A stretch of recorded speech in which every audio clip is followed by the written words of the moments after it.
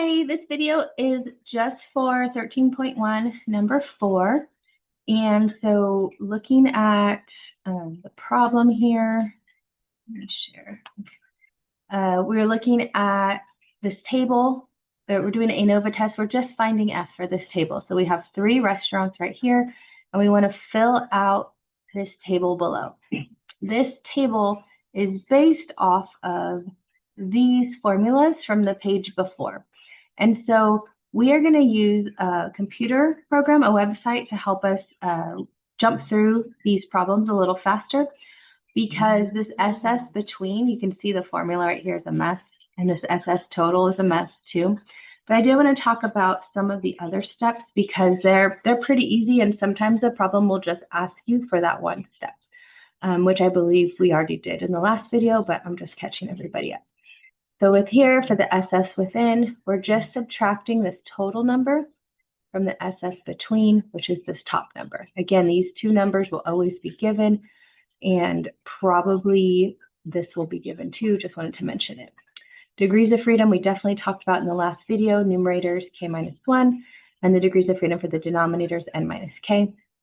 And then over here with the mean squares within, between, and then F, they're all just fractions. So for the mean squares between, we divide this box divided by the degrees of freedom to get this answer. Within, we take this divided by the degrees of freedom to get this answer. And then finally, we divide them both to get F. Okay, so let's see how that looks as a full table. So here's all the data.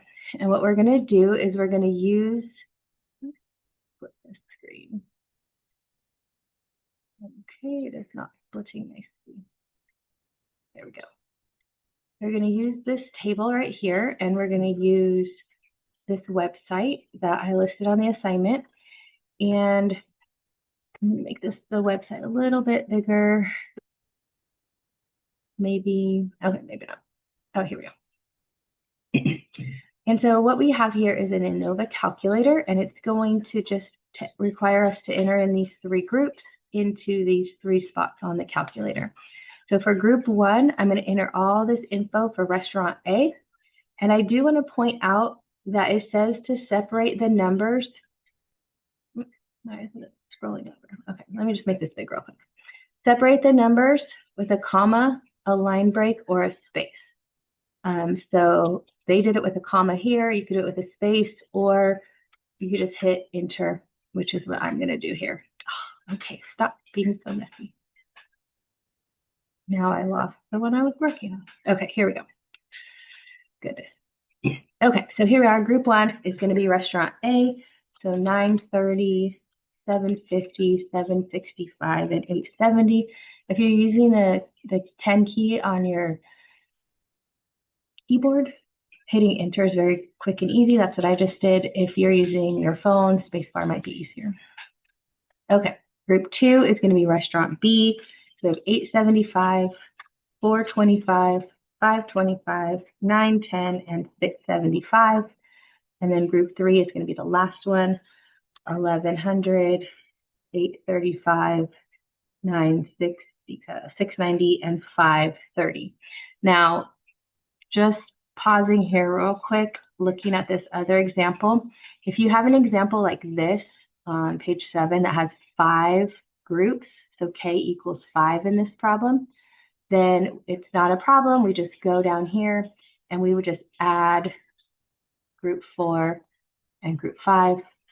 And when you don't want those, you just delete group 4 and delete group 5. So you just use these buttons to add or delete groups. Okay, so then one thing to be careful of is this calculator has no fanfare. There's no celebration. There's no indication that it has done anything. So you want to look at these 2 numbers, kind of keep an eye on them, the F-test statistic and the p-value, while you hit the calculate button. So right now it's like 6.43. I hit calculate and I see that it's changed to 0.069. And so I know that something happened. Other than that, there's really no indication that anything happened. And it's very easy to forget to hit. So then scrolling down, last but not least, we have our whole ANOVA summary. So here's our degrees of freedom.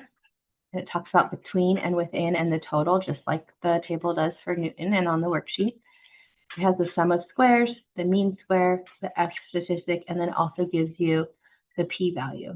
And so the only difference between this and the table on the other page is these two columns are switched, which is not a big deal. Okay, so put this over here. And so when we're filling out this table,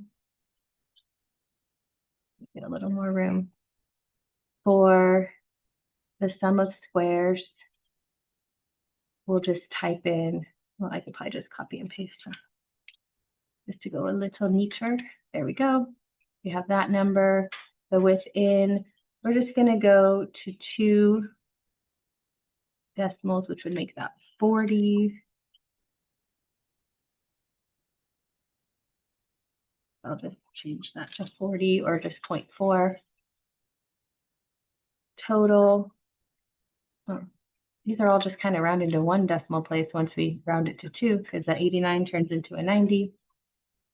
And then degrees of freedom, I have a 2 and a 10.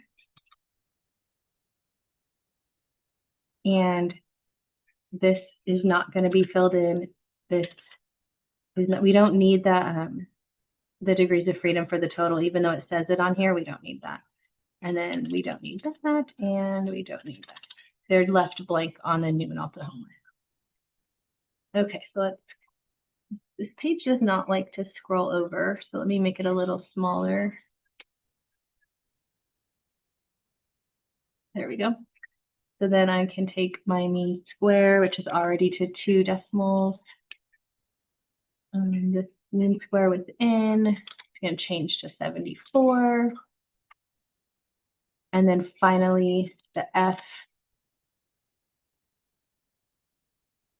I'll just do this one as 3 decimals because it's going to be only 1 decimal if I rounded it to 2. It would be 0.7. So I'll just put it as 3 decimals. Anyways, this is going to help you fill out the table in a much faster way. We did this whole table. There's a lot of problems like this in 13.1b. And so again, you just type those 3 columns into the calculator, online calculator here. A little bigger. Into group 1, group 2, group 3. Again, if you have other groups, you add or delete if needed, then hit calculate and get your ANOVA summary. And that's it. And example 4 got pretty easy. All right, if you have any questions, send me an email. Otherwise, I'll see you in the next video. Bye.